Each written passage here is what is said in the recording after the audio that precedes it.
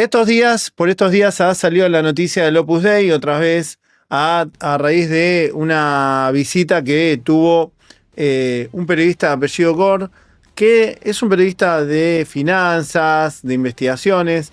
Desde el año 2017 él viene llevando adelante una serie de investigaciones con respecto a esta rama de la Iglesia Católica, que es parte de la Iglesia Católica, el Opus Dei, donde se ha cometido un desfalco con el Banco Popular, con los ahorros de los católicos, y de alguna manera se fue introduciendo en las prácticas internas del Opus Dei, y de alguna manera ha escrito libros que han tenido mucha resonancia, porque el Opus Dei es como el ala de la derecha extrema dentro de la Iglesia. Recuerden que la Iglesia Católica, como otras religiones, están constituidas por partidos políticos, básicamente, que cada uno quiere algo distinto y se basan en políticas, no en las creencias, sino en las políticas, cómo quieren manejar esas creencias partidariamente. Por eso cuando eligen saben que un papa, que un obispo, un cardenal, tiene qué tipo de ideología tiene.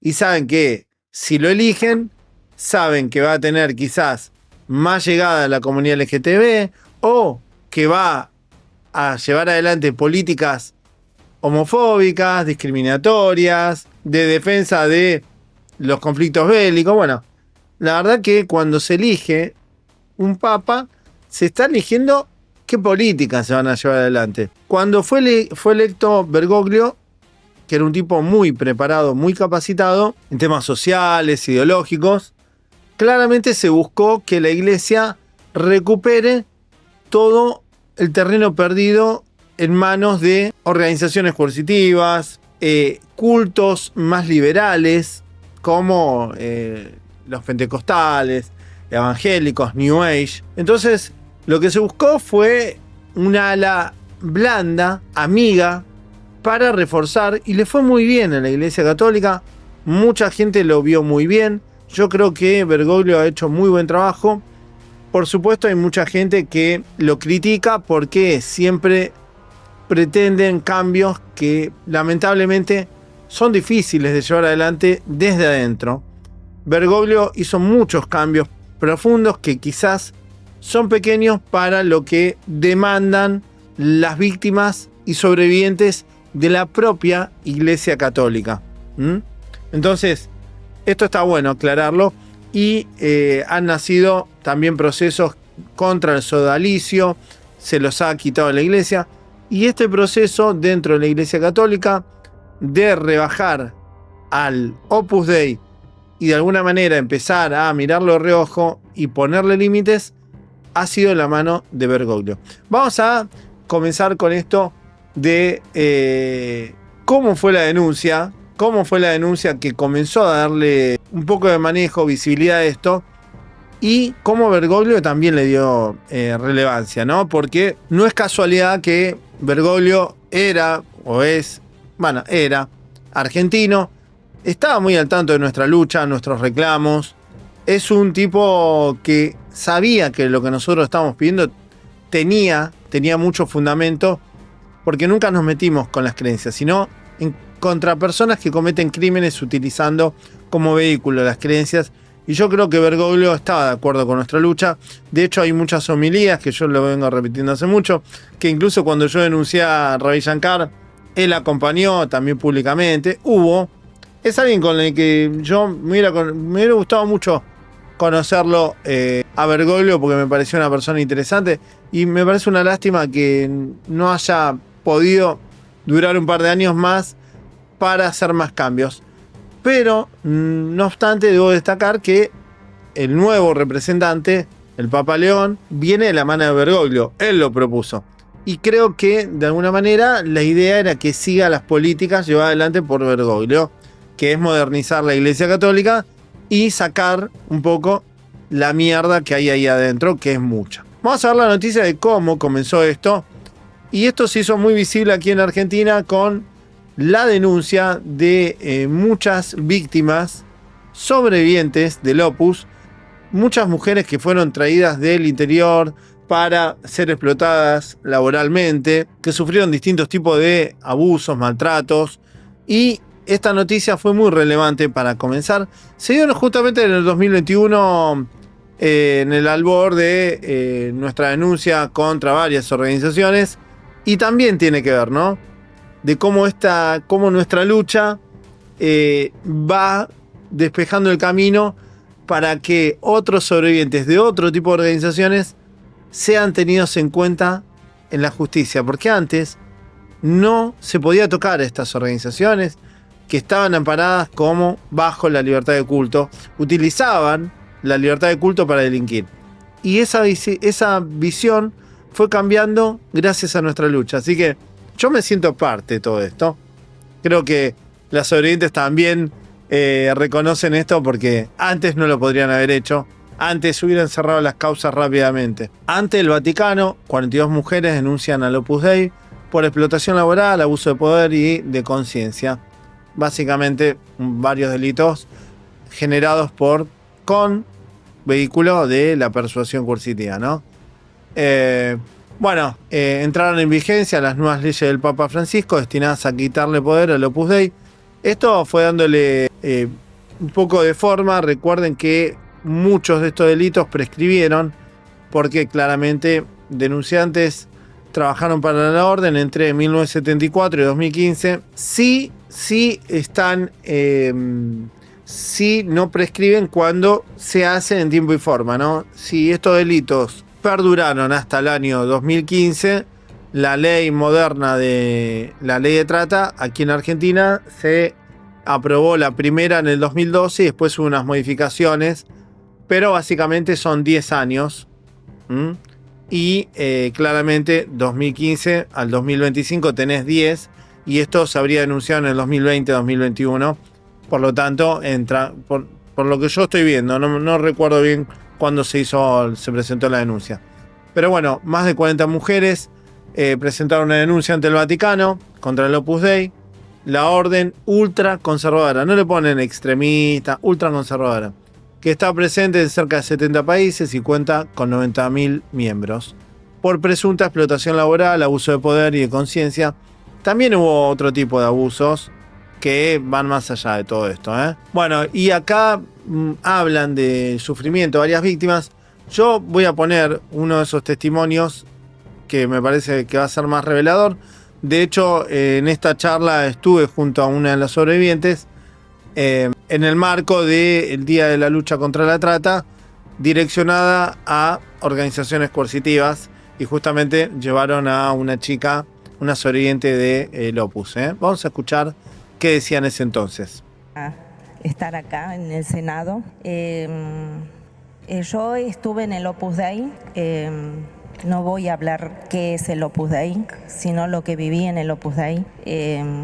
Yo soy de Salta. La verdad que me cuesta mucho hablar de este tema porque todo lo que viví en el Opus Dei lo sentí como que en mi vida lo tuve que poner en un cajón para no recordarlo. Y después que aparecimos todas las 43, es como que tuve que volver a abrir ese cajón y empezar a revivir lo que viví. Y voy a tratar de ser muy corta para no aburrirlos. A mí me fueron a buscar a los 14 años en Salta, cuando había terminado la primaria. Soy y fui de una familia pobre, he pasado hambre, pero era feliz.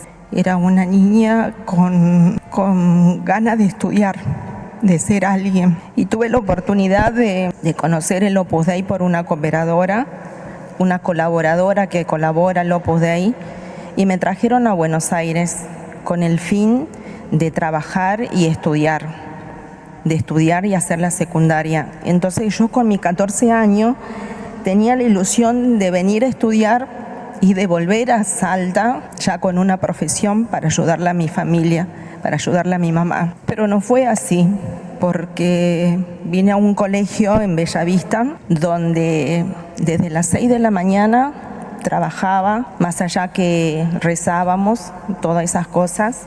Gracias. Sí estudiábamos, pero la gran parte del día nos pasábamos trabajando, sin recibir ningún sueldo, hasta que me enteré después que al final, hasta el día de hoy, la secundaria no existió para mí, porque no era una secundaria. Así que a mis hijos le tuve que decir que no hice la secundaria hasta el día de hoy. Pero bueno, ¿qué le puedo contar del Opus Dei? Que nos pasábamos trabajando, que me hicieron creer de que yo tenía la vocación de servir a Dios y ser santa a través de mi trabajo. Una de las cosas que yo le puedo contar, por ejemplo, que yo a los 17 años estaba trabajando en la cocina y me quemé el brazo, me acuerdo. Nunca nos llevaban al médico. Siempre tenían ellas su enfermería. Me acuerdo que me ponían esas vendas amarillas. Habré estado, no sé, una semana con ese dolor, esa marca que yo me veía como si fuera, no sé, todo blanco, no sé qué grado de quemadura habré tenido. Pero yo tenía que ofrecer ese dolor, esa quemadura, por las vocaciones al Opus Dei, por las intenciones del prelado del Opus Dei. Yo con mi vocación al Opus Dei, como numerario auxiliar, me ganaba el cielo a mi familia, a mis padres. Yo nunca me enteré que mi papá le había agarrado una ACV. Después de 4 años fui a visitar a mi familia y me encuentro a mi papá en una silla de ruedas. ¿Pero por qué no me enteré? Porque todas las cartas que recibía de mi familia, ellos lo revisaban y lo leían primero. O sea que mi mamá me había contado por medio de carta, pero yo nunca me enteré porque esa carta nunca me la entregaron. Cuando murió mi papá yo nunca lo fui a ver, porque según ellos ellos no tenían plata para pagarme el pasaje para ir a ver al velatorio. Así que cuando fui acompañada, pero ya cuando mi papá estaba enterrado. Así muchas cosas que hemos vivido. En el Opus Dei nosotros leíamos el diario, pero primero ellas nos revisaban el diario. Hacían, no sé qué es lo que ellos, siempre el diario que nosotros leíamos estaba recortado. ¿Qué recortaban? No lo sé.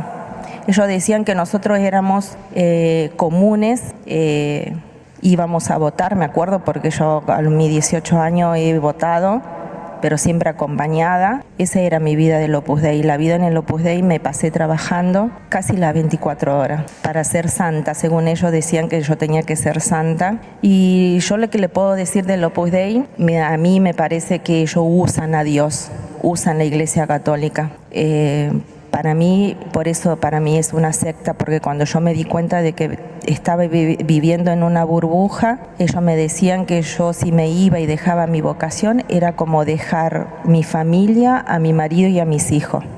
Pero yo le dije, marido e hijo no tengo, así que no veía esa diferencia. Pero me fui, me escapé, porque descubrí que yo estaba viviendo en una burbuja, descubrí que no sabía ni siquiera sacar el boleto del tren, del colectivo, cuando me escapé, cuando me fui. Así que yo no sé, me parece que yo viví en una burbuja donde me hicieron creer. En el Opus Dei te hacen creer que eso es lo tuyo, que lo que vivís es lo tuyo. Por eso lo que nosotros vivíamos, lo vivíamos consciente. Pero porque ellos nos decían que eso, nosotros nacimos para ser del Opus Dei, para hacernos santa a través del trabajo. No sé qué otras cosas, podría contar muchas cosas, pero como que me pone la mente en blanco. Pero eso quería decirles, quería contarle un poquitito de esto, de que sinceramente para mí yo estaba feliz ahí lo que yo hacía. No teníamos tiempo, de tanto que trabajábamos, no teníamos tiempo ni para pensar en nuestra familia, ni para pensar si nos dolía la cabeza. Con el tema, por ejemplo, de las mujeres, cuando nos indisponemos, no nos podíamos ni siquiera quejar, porque si nos quejábamos no éramos mujeres maduras. Así que simplemente eso hemos vivido, yo por lo menos viví en el Opus Dei.